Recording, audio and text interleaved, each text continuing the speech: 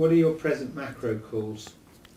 So lumber, busy looking at it now, is going to be a very strong one. People will find that uninteresting because they'll think, well, what's that interesting? It's very Canadian, North American. They build houses out of it. Lumber, palladium, as one of the best of the precious metals. I see it going 1,056. That would be a 25% plus move. I see a 35% plus move in lumber. Those are the ones we've looked at. I am a big buyer now. I would suggest being a big buyer of Russian major cap banks and energies. They've been oversold, I believe. That's not a setup, by the way. This is more fundamental. So you've asked me for some technical ones. I've given you technical ones. But I'm a buy Russia, sell China guy now. I think you get a very cheap ruble now. And the energy prices will not be forever and a day sustained in these levels. The notion that shale oil is being pumped out of every ear hole and, you know, America will one day be an exporter of energy again, never mind an importer and all of this. I'm not drinking the full Kool-Aid on that at all. I think there's some sweet spots where they've done projections for the entire field, where they go obviously into the highest return areas. So we will see oil back up, and that'll refloat Russia.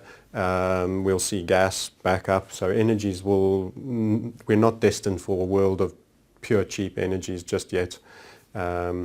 China has expanded its balance sheets. Its total bank's balance sheets are 27 trillion versus America's at subprime crisis top 15 trillion. So you're talking about a smaller economy technically that has almost double the balance sheet. That's all gone into mainly speculative property development, commercial. So I would be a shorter of major commercial Chinese REITs or anything of that form, because they've not got the tenants. They're sort of building for future generations just to keep the wheels of industry turning and keeping the cranes busy. And so that bubble's got to come undone. You can buy their small cap equities that are run by Chinese entrepreneurs who are highly industrious and very efficient, but stay away from the big parastatals that are involved with builders and banks and all of that. And Russia's the value. So the two counterbalancing superpowers, I think we've got one at a bit of a dip and we've got one that's got a bath to take. So at a macro level, that could be a very interesting trade for people to drill down into as successive. So, you know, certain Russian energy giants are trading below net asset value.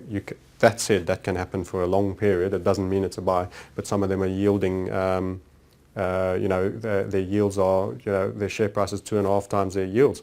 Some of them are at 5%. Some of them are at, really cheap producers. So I don't buy the energy down to $30 narrative.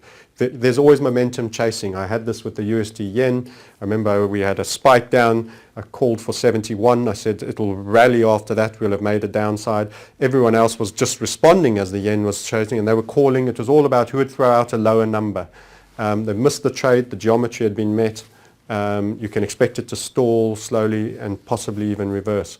And for Russia, I don't think we're going to have a continuation downtrend of oil prices all the way down. I think this big pattern is met and it'll reform for a while now at these levels and then slowly drift up.